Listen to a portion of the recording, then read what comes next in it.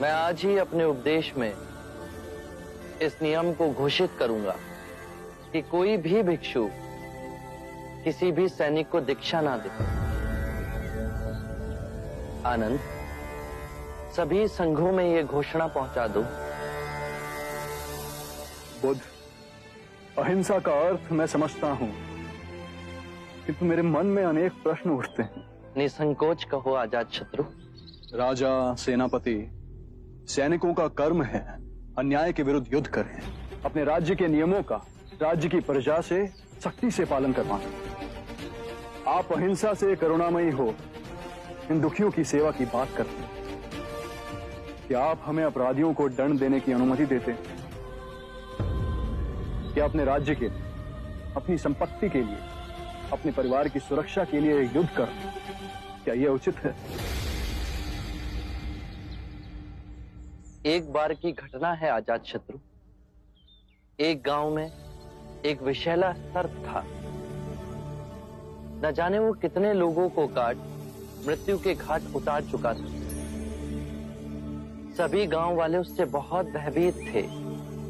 वो जिस वृक्ष के तने में रहता था, वहां बच्चे खेलने से भी डरते थे। एक बार ऐसा हुआ, एक भिक्षु वहां से गुजरा और उस वृक्ष की छांव में विश्राम करने के लिए बैठा। सांप उसे काटने के लिए बाहर निकला तो भिक्षु को उद्विग्न ना होते हुए देख सर्प अचंभित हुआ। भिक्षु ने उसे उपदेश दिया कि तुम्हारे काटने से, तुम्हारे लोगों को क्षति पहुंचाने से उन्हें बहुत पीड़ा होती है, उनके प्राण भी चले जाते हैं। सर्प में वैराग्य जागा। उसने निश्चय किया कि वो किसी को क्षति नहीं पहुंचाएगा, किसी को नहीं काटेगा।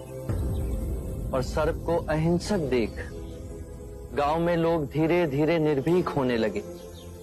कोई उसे छेड़ता, बच्चे अकारण ही उसकी पूंछ पर अपना पैर रखते, लेकिन वो किसी को क्षति नहीं पहुंचाता था। बच्चे उस पर पत्थर फेंकते, किंतु फिर भी वो पलटकर वार नहीं करता था। भूख और पीड़ा से वो क्षीण हो गया था। रात्रि में कुछ कंकर पत्थर खा लेता और अगले दिन आक्रमण का सामना करता। वो सर्प इतना घायल हो गया था कि गांव वाले उसे रस्सी से अधिक नहीं समझते थे। और फिर उस मार्ग से पुनः वो भिक्षु गुजरा। जब उसने सर्प की ये दुर्दशा देखी तो वो बहुत दुखी हुआ। उसने सर्प को औषधि लगाते हुए पूछा कि तेरा ये हाल कैसे हुआ? तो सर्प ने कहा, मेरे मन में वैराग्य जागा और मैंने काटना छोड़ दिया। भिक्षु हंसा और उसने कहा कि मैंने तुझे काटने से मना किया था, किंतु तू अपने सर्प स्वभाव से कैसे विमुख हो गया? तूने पुकारना क्यों छोड़ दिया?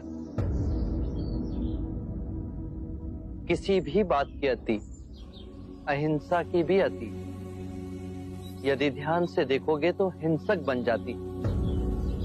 दोषियों में तुम्हारा भय होना चाहिए, उन्हें उनके अपराध का दंड भी मिलना चाहिए, किंतु ध्यान रहे, न्याय देने वाला अपनी निजी कटुता के कारण उसे दंड ना दे, अपितु दोषी